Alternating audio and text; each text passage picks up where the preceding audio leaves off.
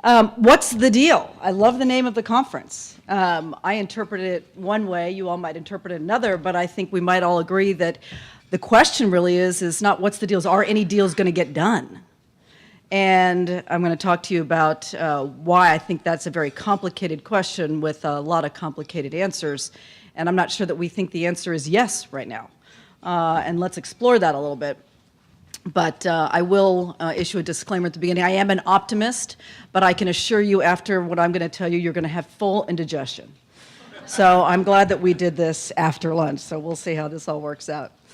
Before we talk about energy, I think it's really important for us to put in context where we are as a country and what are the other things that are going on in our national discussion and consideration and how energy fits into that, because it is not a standalone issue. It infiltrates our entire economy and our entire nation. And if you look at what is on the top of mind of most people in America, it's a very wonky issue, the deficit. We started this year with a deficit of $7.5 trillion. That was about 63% of a debt to GDP ratio.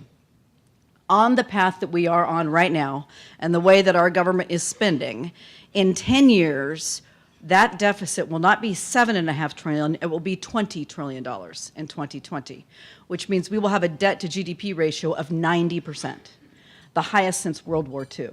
So clearly, economically, from a spending point of view, we are on a completely unsustainable path. And then you couple that with where we are in terms of the underpinnings of our economy of employment. Unemployment is 9.6% today, but if you take into account the people that have stopped looking for work, that are underemployed, and the new entrants, that's more like 16, 17% unemployment in our country, which is obviously unsustainable. And you look further down the road, in the next 10 years of all the new entrants, all the graduates that are going to be coming out of school and people coming into the workforce, we have to create 20 million jobs in the next 10 years. Huge opportunity. What's the deal? Huge opportunity, but are we going to have jobs for those people? And to the folks that were talking from the Center for Energy Workforce Development, this is a great opportunity. A lot of people coming out, we got to match the skills with the demand, clearly. And then we just passed healthcare reform, as you no doubt. Who here, raise your hand if you know what your healthcare costs are going to be next year, either as an employee or an employer? You know? Very small minority. Because as the regulations are coming into effect, healthcare companies are making decisions on rates. CEOs, boards of directors are making decisions on what type of health care they're going to provide to their employees. We do know that the health care bill has a price tag of $2 trillion, and that over the course of the last 6 months, in order to offset some of that cost, we have seen $700 billion in new taxes levied on corporate America, not under the guise of healthcare legislation, but in other areas to offset that so that it comes out a little more budget neutral when the bean counters in the government look at the impact on the economy. And then we just passed financial re-regulation.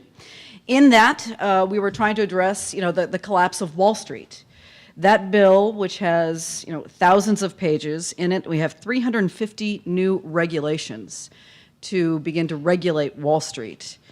What is interesting is you start to pick apart the intersection between the healthcare legislation and the financial legislation is that there's a wonderful little thing buried in there, which I don't think anybody realized when they signed those bills, which is now if you are an orthodontist and you issue payment plans, an installation plan, payment plan to your customers, you are now considered a credit instrument of Wall Street. And you are now regulated by these new regulations. So I don't think anybody marched into this saying, God, we got to fix the orthodontial crisis in our country. But we have really captured enormous parts of our economy between the healthcare reform and financial re-regulation. There are parts of our economy that have never faced government scrutiny that are now going to be regulated through enormous growth of our bureaucracy and oversight. So that's happening. And then we have the huge debate. I mean, if those weren't big enough, the biggest debate that our country will be facing in recent history is what is going to happen to our tax structure. We are going to be rewriting our entire tax code in a time when we have the hugest deficit ever. And so the government is desperate for revenue. And at the end of this year, when Congress returns from the elections in the lame duck session, they are going to be forced to debate taxes, the expiration of the Bush tax cuts, and all the other tax treatments that need to be renewed. And so that, in terms of, in the business world, that is of huge concern because, of course, business has a bullseye on its back in terms of raising revenue. And what is that going to mean in terms of our ability to compete as an industry, as the private sector, in an increasingly competitive world? The U.S. used to hold dear its #1 position. Every year they do a survey of what is the world's most competitive economy. We held the position of #1 forever. This is the first time we've slipped to #3. So we are increasingly becoming competitive in a much more competitive world, and that really needs to be of concern to us. And then let's take trade. Trade. There are 262 free trade agreements in effect today. Do you know how many the U.S. is party to? 11. Just 11. There are 100 free trade agreements right now under negotiation. And you know how many the U.S. is party to? 1. So the world is moving and churning and making relationships, and we are still trying to figure out what we want to be in the 21st century. We had 3 trade agreements, South Korea, Colombia, and Panama, that have been in one stage or another in front of our Congress, or about to be in front of our Congress, but have been fairly well negotiated. While we have been trying to decide whether we want to be free traders or not, the EU and Canada already signed agreements with Colombia, South Korea, and Panama. And by the estimates of a number of universities, that cost us about 380,000 full-time paying jobs. So while we were thinking, they were acting, and that jeopardized a fair amount of significant employment and about $40 billion of lost export revenue. So we're not in the game right now. What's the deal? What's the game? I think is one of the questions. And I think people around the world are looking at us and saying, you guys used to be the leaders, the innovators. Have you lost your position? And then they look at what's happening on energy. And I think that underscores where we are. On energy, we know that demand is going to increase by close to 50% between now and 2035. What is different is where that demand is coming from. 90% of that demand is not coming from the industrialized world, it's coming from the developing world. It's coming from China and India. We know that electricity demand around the world is going to go up by 75%, and yet 1.5 billion people don't have access to modern energy services. And if we're successful in closing that energy poverty gap, which I suggest probably all of us would be in favor of, that demand will be even bigger. And it has a big price tag. Just to meet the demand as we know it today, it's going to cost $26 trillion to meet that energy demand of investment. And the question, I think, is any of that investment, or how much of that investment, will occur in the United States versus in other parts of the world? And then my favorite topic is about oil, which we're going to talk a little bit about since we've spent a little bit of the morning talking about electricity. We're going to talk a little bit about oil today. But 90% of the world's oil reserves are now owned by state-owned oil companies. They're not owned by Exxon or Chevron. They're owned by the Venezuelan oil company, the Iranian oil company, the Russian state-owned oil company, those reserves. So our companies, as we have grown up with them, are now competing for a much smaller part of the pie and are seeking now to make new kinds of business relationships that have been never before seen in the global energy markets. Well, let's look at that demand. On the left-hand side in blue is the developed world, as we know it, the Western world, if you will. On the right-hand side in red is the developing world. And you can see clearly that the demand in the developing world for energy is greatly outpacing that in the developed world. China, of course, is the fastest growing economy and the fastest growing energy consumer. It will soon outpace the United States. It is the largest emitter of greenhouse gases now. Interestingly, the second fastest growing region for energy consumption is the Middle East. Now, that's a very important thing to consider when we look at our energy supply chain in transportation, and that we are still 94% dependent on oil. A lot of the reserves are obviously in the Middle East. And when you look at where the new demand is coming from, they're coming from their own economies and from Asia. So our friends in the Middle East, we used to be their principal consumer, they are now looking at their own economies, satisfying their own demand at home, and now reorienting themselves to be looking at Asia.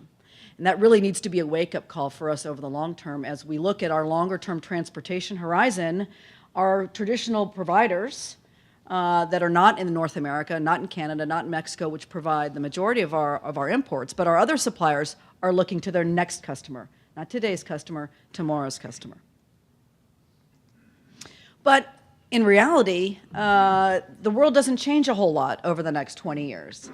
If you look at what our energy supply looks like today and where it's going to look like in 2030, everything sort of just all grows. The biggest and fastest growing source of energy actually for the world is coal. It grows by 40%. But everything else looks about the same. So our world, despite sort of the debates that we're having in Washington and in the United Nations, it doesn't look a whole lot different because we are dependent on fossil fuels and it's not going to change overnight. And so we don't have some magic wand that we can just wave and we're all going to be dependent on another source of energy. It looks largely the same, and it is driven not by us any longer. It is driven by other consumers. Oil. I talked about the easy oil, basically, that has been gotten because 90% of the world's oil is now owned by state-owned oil companies. This is my, call it my pie slide, my banana pie, a meringue pie slide, if you will. The blue part of the slide are the oil fields that we know today, and you can look at that huge drop-off, that ski slope, because they are now in decline. The existing oil reserves are in decline.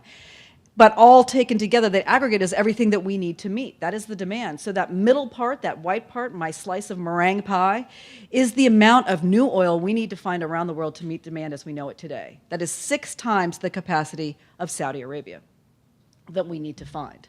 And we need to explore, we need to put it into production to satisfy the world's growing demand for energy.